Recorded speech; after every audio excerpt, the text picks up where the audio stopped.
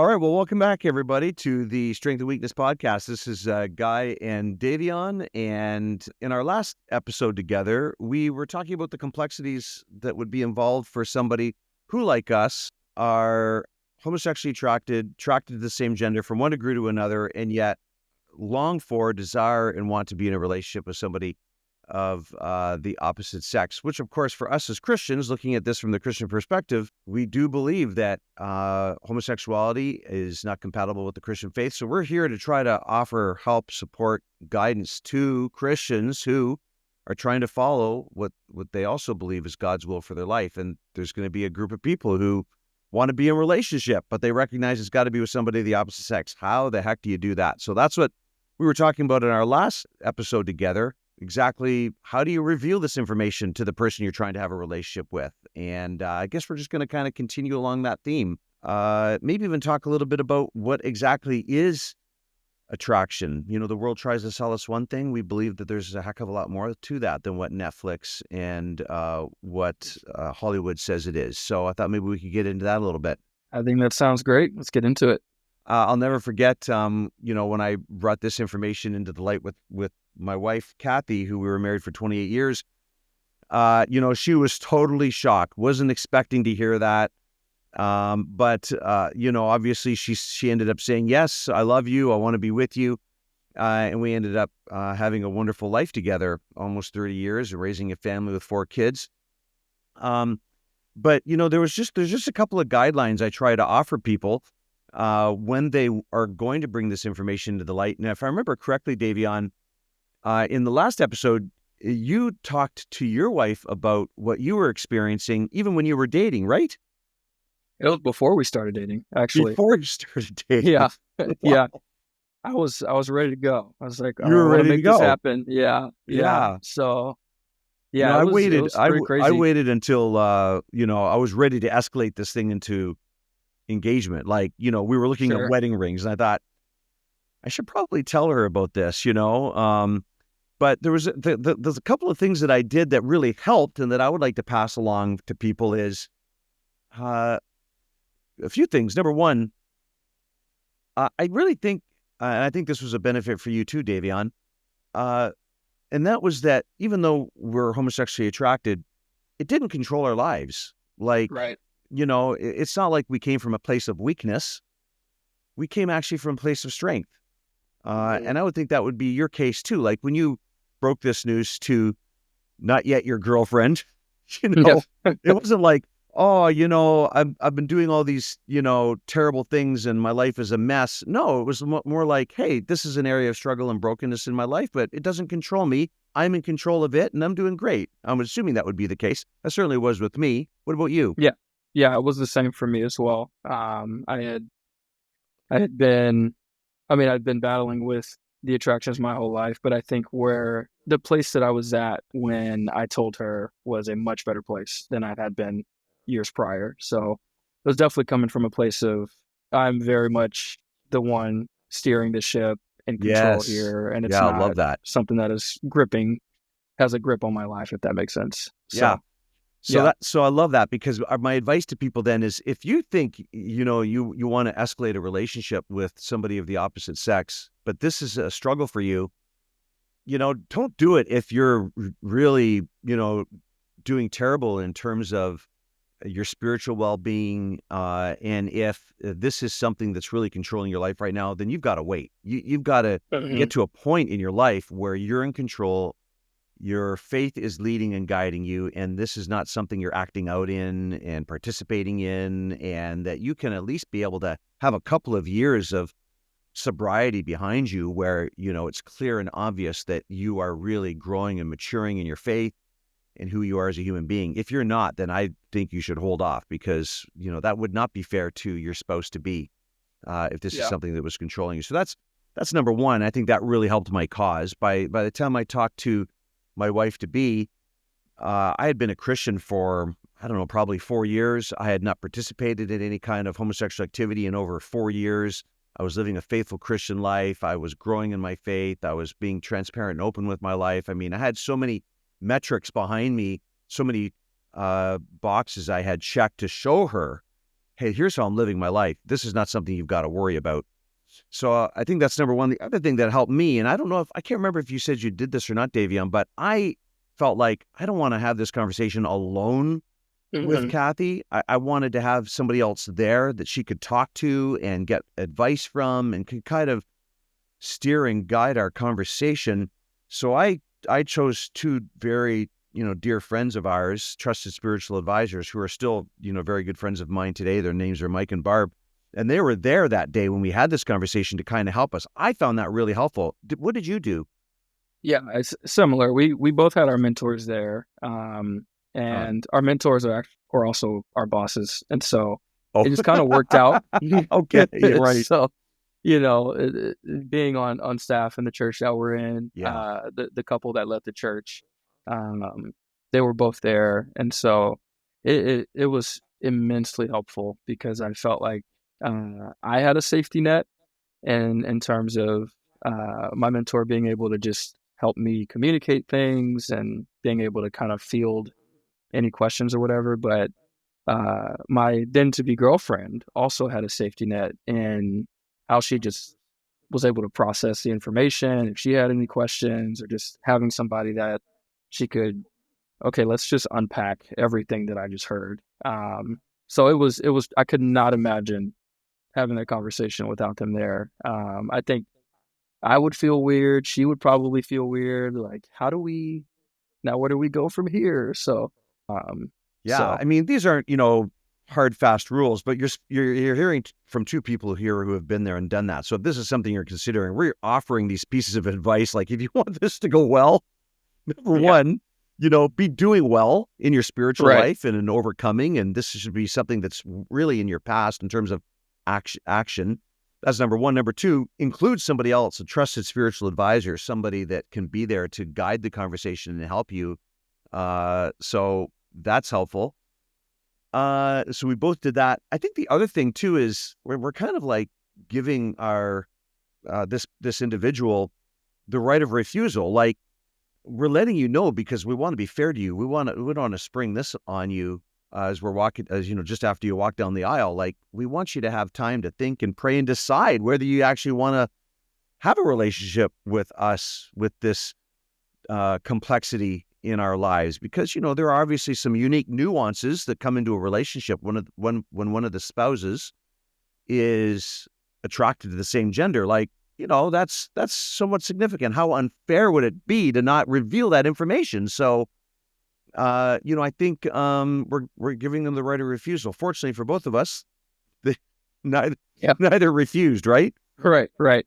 Yeah, we were very blessed in that avenue. So yeah, So I was watching this. So this goes back a long ways, but I was reminded of this as I was thinking about today's conversation, and this is really something that stuck with me. So Oprah Winfrey, of course, she's a global icon in the media business today. But there was a time when Oprah Winfrey had a television show. It was a daily talk show. It stopped way back, like in around 2012 or something like that. So it's been well over a decade since Oprah Winfrey had her TV show.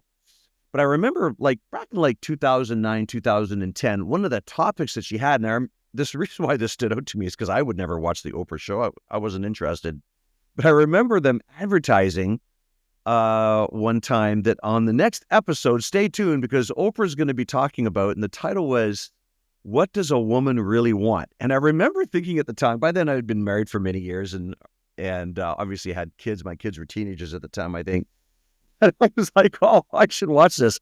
Oprah is going to tell me what a woman really wants. I thought, I should probably pay attention to that episode, especially considering the fact that I'm same-sex attracted and I'm married to a woman. Maybe I'm missing something. What does a woman really want? And it was really interesting because the thing basically boiled down to this: what a woman really wants more than anything else, more than financial security, more than vacations, more than a really nice house and a nice car to drive, and an occasional Caribbean cruise. What she wants more than any of that is to be desired. Mhm. And that really stuck with me, mostly because I remember thinking back to my marriage at the time, oh, I'm doing great then. Because even though, okay, you got me, I may be deficient in some areas of physical attraction because I am attracted to the same gender. There was no doubt I desired my wife. There were so many things about my wife that I loved and valued and cherished and desired about her that I was like, oh, okay, I'm doing really good at this then, because desire has so much more to do than sex or sexual attraction, right? Uh, Right. Hollywood tells us it's all about sexual attraction and sex and everything else, but there's so much more to the relationship than that. And there was so much that I desired in my wife, friendship, companionship, to feel safe with her, to enjoy life with her, to spend time with her, to laugh with her, to be with her. Like all that stuff was there. I had an amazing relationship. So desire, man, I was there. I don't know. You got any thoughts on that? And just what it's been like for you, Yeah. desiring a woman when there's a part of you that's like, well, yeah, working through this other. Yeah. It's interesting because I think personally, so being that I do have attraction for my spouse, there is that innate desire that's there, but character wise, I struggle with being an intentional person, which has come up a lot in my marriage. And so I think even one could even say that, you know, disciplining yourself to be intentional about meeting your wife's needs, whatever they may be, um, I would say plays a bigger part because you don't have to be attracted to your spouse to be intentional about loving her, Oh, that's doing a the great things point. that, Yeah. make her feel desired and make her feel loved, like with Yes. yourself, right? I think Yeah. you're a great example of that. Complimenting her, being physically affectionate, taking notice of things that would encourage her or make her feel seen. Like none of those things have to do with attraction, but all of those things would make you a better husband than someone who is fully attracted to the opposite sex, right? And I think about how many people are, heterosexually attracted and are just unintentional, and how that just leads to a lot of complications in marriage. But so I would say intentionality matters more than attraction for sure. And that personally, that's something I've had to work on is just being a more intentional husband. And I Yeah. think that that helps me leaps and bounds in my marriage. So yeah, that's what I'd say. I think to anyone who is thinking to themselves, could I be a good spouse to someone of the opposite gender if I'm not physically attracted? It's like, can you be intentional? Yeah. Can you be self-sacrificing and take the time to meet your spouse's needs? Um, yeah, I would say, yeah, you can be. You could be a great spouse, and I don't think attraction has to be something that inhibits you from experiencing a happy and healthy marriage by any means. Yeah, that's such a good point because now we're even this is completely applicable to anybody who wants to be married Right. because you could be completely heterosexually attracted and with your spouse and not be intentional and have a really crappy marriage. I mean, how many people do we know who, this whole idea of being same gender attracted and married has nothing to do with them. You're right. They're completely physically attracted. And yet because they're not intentional, I wouldn't want their marriage for anything. Uh, Mhm. Remember this book that came out several years ago? There's actually a whole series of them now, and I wish I could remember the author. But the book, The Five Love Languages. I'm sure Mhm. you've heard of that book, right? Yeah. Global phenomenon of a book series, and the five love languages. And so for lack of a better term, I really decided to zero in on trying to learn what my wife's love languages were, and I Mhm. was very intentional in that. I was like, okay, if you got me, I may be deficient in this one thing, but I love your language because I am going to be intentional on learning what makes her tick, what makes her feel special and loved and valued and cherished. And it's going to have to be all about her and not about me. I wasn't so interested in making sure that she learns my love languages. I have to learn hers, and I'm going to spend my time doing everything I can to accomplish that and then zero in on those things. So be really intentional. Yeah. And so I think that is so key. And anybody in any relationship can do that, right? And Mhm. if you're not willing to do that, I think you're probably going to end up being pretty disappointed in your relationship. Absolutely. Yeah, it's interesting. I feel like with my wife, her love language is all 5 of them. So Oh man, you're busy. she's communicated to me. She said, if you do anything, I will feel loved. And that speaks to how much I need to work on my being intentional. But I know that her actual love languages are physical touch and quality time. But Oh, I think anytime I go out of my way to do the consider her. dishes, Yeah, well, make the doing the bed. dishes was actually pre um a pre-arranged thing for me to do before we got married. So Oh, I nice. am chief dish doer in our household. So, but no, that's a good point. I think, yeah, any chance you can take to make your spouse feel seen and feel loved, I think will help you to be Yeah, the best spouse that you I can love be. this. So, So, like, David, when I do my classes, right, I go around and I speak in churches and do talk to married people all the time. And they hear my story and they're like, "This doesn't make sense. I don't understand how your wife could possibly be happy." And yeah. my wife will travel with me, and she speaks also. And we just really zero in on this idea, and that is that uh, as Christians, we have really bought into a way of thinking that is completely countercultural, yet we think is filled with biblical truth, and that is that love is best expressed when we focus on what we can give to our Mhm. spouse rather than trying to figure out what we can take from our spouse. So it's really about the giving. If I am thinking every day about how can I give to her, how can I make her feel valued and cherished and special and loved, uh, and I'll do that by doing these different love languages that really speak to her.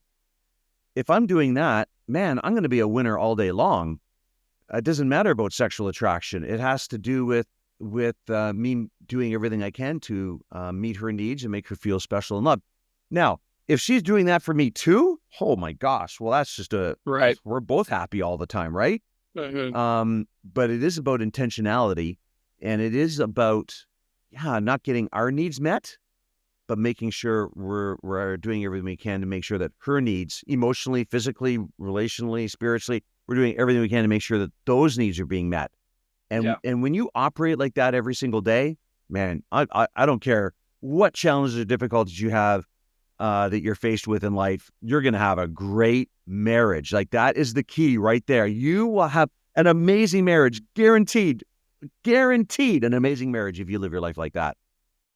Yeah, I think everything you shared is really great, and I think it reminds me of in Ephesians when Paul tells husbands to love their wives and to Mm, give themselves up for her in the same way that Jesus gave ah, himself up for the church. yes. And I think it's in that sense, right? Jesus, it's not about feelings. It's not all about feelings, and I think we look at attraction as a Mm, feeling. I feel attracted to you, so therefore I'm going to do all these things, but real love is more about the things you described: being intentional, being self-sacrificing, taking interest in the other person's needs, and giving and not taking.